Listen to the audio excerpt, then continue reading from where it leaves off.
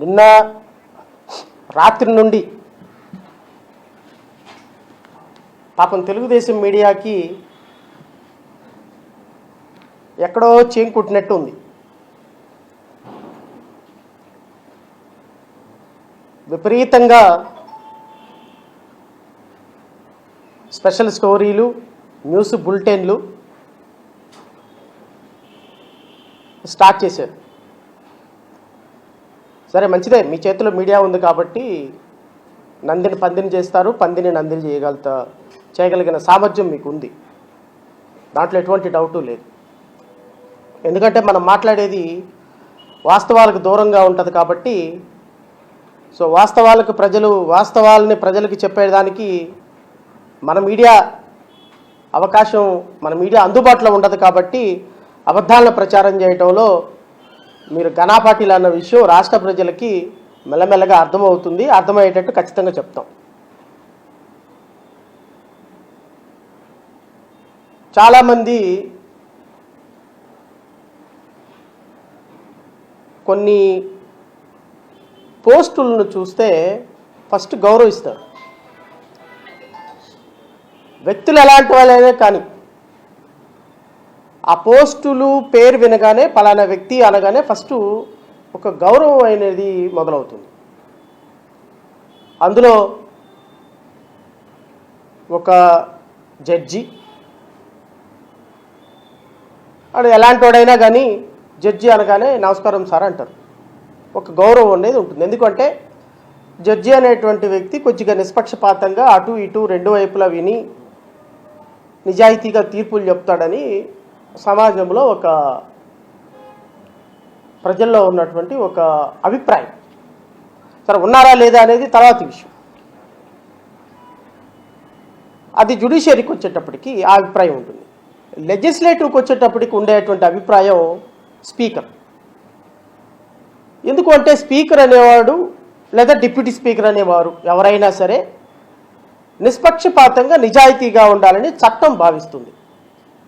బహుశా స్పీకర్ మీద నేను డిప్యూటీ స్పీకర్ మీద ఈరోజు ప్రెస్ మీట్ పెట్టి డిప్యూటీ స్పీకర్ విధులేంటి, స్పీకర్ విధులేంటి అని చెప్పాల్సి రావటం భారతదేశంలోనే అత్యంత తెలివిగలవాడిని అనుకునేటువంటి మన డిప్యూటీ స్పీకర్ రఘురామకృష్ణంరాజు గారికి బహుశా వారి గురించి పెట్టడం అనేది కొంత నాకు కూడా ఇబ్బందికరంగానే ఉంది. ఎందుకంటే గత ప్రభుత్వంలో మేమిద్దరం మంచి మిత్రులు, కనీసం వారంలో ఒక 4-5 సార్లైనా మాట్లాడుకునేవాళ్ళం. చాలా అంశాలు వారు నేను షేర్ చేసుకున్నాం. ఒక హైకోర్టు జడ్జి చదివేదానికంటే కూడా ఎక్కువ లా చదవగలిగినటువంటి సామర్థ్యం ఉన్న రఘురామకృష్ణంరాజు గారు, అందులో డౌటే లేదు. చాలా ఎక్స్టెన్సివ్గా రీడ్ చేస్తారు, అంశాల పట్ల అవగాహన ఉంది. ఒక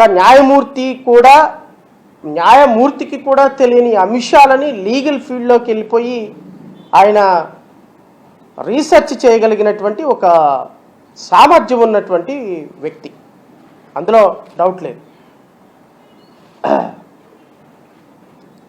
చాలా సందర్భాల్లో లీగల్ అంశాల పట్ల నేను వ్యూస్ ఎక్స్చేంజ్ చేసుకున్నాము. నేను కూడా చాలా సందర్భాల్లో ఆయన కాంప్లిమెంట్ ఇచ్చాను.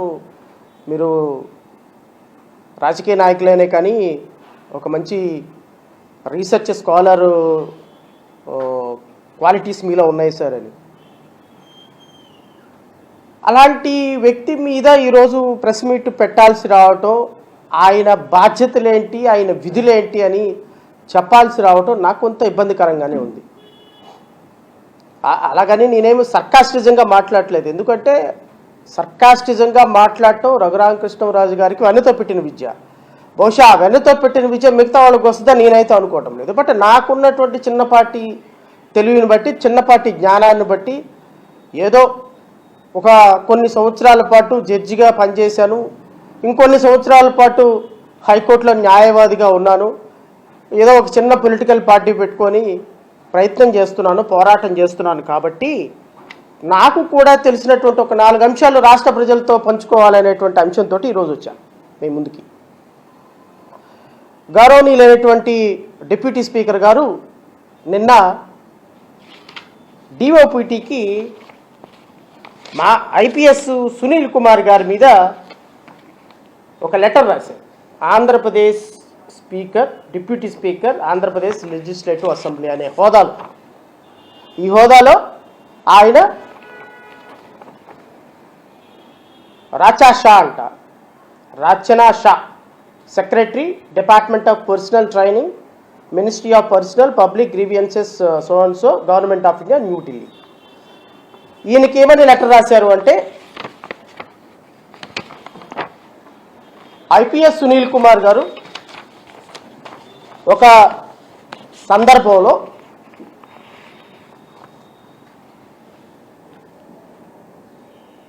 రాజకీయాలకు సంబంధించినటువంటి అంశాల ప్రస్తావన చేశారు. ఒక ఐపీఎస్ ఆఫీసర్గా సర్వీస్ నిబంధనలో ఉన్నటువంటి వ్యక్తి rule 3(1) obligation to maintain absolute integrity and devotion to duty, rule 3 subclause 2 duty to maintain neutrality and impartiality, rule 3 subclause 3 requirement to act in a manner befitting the position held, rule 5(1) prohibiting association with any political party or political activity. ఈ 4 rules 1969లో ఉన్నటువంటి ఈ 4 rules ఆయన violate చేశారు.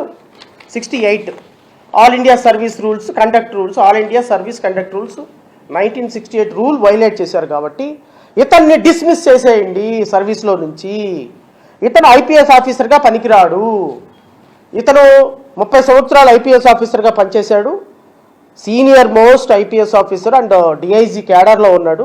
బహుశా ఐపీఎస్గా ఆయన గత గవర్నమెంట్లో కనుక జగన్మోహన్ రెడ్డి గారు మళ్ళీ వచ్చినట్టయితే బహుశా ఈయన కూడా డీజీపీ అయి ఉండేవాడేమో, ఆ క్యాడరు వ్యక్తి ఇతను. కాబట్టి ఇతను ఇమ్మీడియట్గా డిస్మిస్ చేసేయండి సర్వీస్లో నుంచి అని చెప్పేసి ఆయన నిన్న ఒక లెటర్ రాశాడు. ఈ లెటర్ని మా టీడీపీ మీడియా, యూట్యూబ్ ఛానల్స్ అద్భుతంగా అందిపుచ్చుకుని, సర్వీస్ రూల్స్ నిబంధనల్ని ఉల్లంఘించినటువంటి ఐపీఎస్ సునీల్ కుమార్ గారు, రాజకీయాల గురించి మాట్లాడినటువంటి ఐపీఎస్ సునీల్ కుమార్ గారు ఇమ్మీడియట్గా సస్పెండ్ చేయాలి, డిస్మిస్ చేయాలి, ఉరేసేయాలి, యావజ్జీవ కారాగార శిక్ష వేయాలని చెప్పేసి డిబేట్లు స్టార్ట్ చేశాం. మంచిదే, మీరు లేవనెత్తినటువంటి అంశం చాలా అద్భుతమైనటువంటి అంశం. డిప్యూటీ స్పీకర్ హోదాలో ఒక ఐపీఎస్ ఆఫీసరు ఇట్లా మాట్లాడటం కరెక్ట్ కాదు అని మీరు డిఓపిటికి రాయటం నిజంగా నిజాయితీగా ఒక రాష్ట్రంలో డిప్యూటీ స్పీకర్ ఆర్ స్పీకర్ ఇంత సామాజిక అంశాల పట్ల, రాజకీయ అంశాల పట్ల, సర్వీస్ అంశాల పట్ల స్పందించటం నిజంగా మన ఆంధ్రప్రదేశ్ రాష్ట్రం చేసుకున్నటువంటి అదృష్టం అని అయితే నేను భావిస్తున్నాను. ఒక doctor BR Ambedkar statue opening సభలో ఆయన అనింది, కాపులు దళితులు కలిస్తే రాజ్యాధికారం వస్తుంది, రాజ్యాధికారంలో ఒకళ్ళు ముఖ్యమంత్రి ఇంకొకళ్ళు ఉప ముఖ్యమంత్రి తీసుకుంటే కొన్ని కాలాల పాటు నిమ్న జాతులకు అధికారం వస్తుందని డాక్టర్ బిఆర్ అంబేద్కర్ చెప్పారు. సో అంబేద్కర్ చెప్పినటువంటి సిద్ధాంతాన్ని బట్టి నిమ్న జాతులకి అధికారం రావటం అవసరం అనేటువంటి ఒక్క భావజాలంతో ఆయన చెప్పటం రఘురామకృష్ణరాజు గారికి నచ్చల. అండ్ ఇంకోటి, రఘురామకృష్ణరాజు గారు ఫైనల్గా కన్క్లూడ్ చేసింది ఏంటంటే, నేను అన్నిటికీ వస్తా, రఘురామకృష్ణరాజు గారికి సమాధానం రఘురామకృష్ణరాజు గారి చేతే చెప్పిస్తా, ఏం కంగారేం లేదు. అండ్ సెక్షన్ 196 ప్రకారం అంట, further the deliberates acts of PV Sunil Kumar would also attract the following penal provisions in Bharatiya Nyaya Samhita.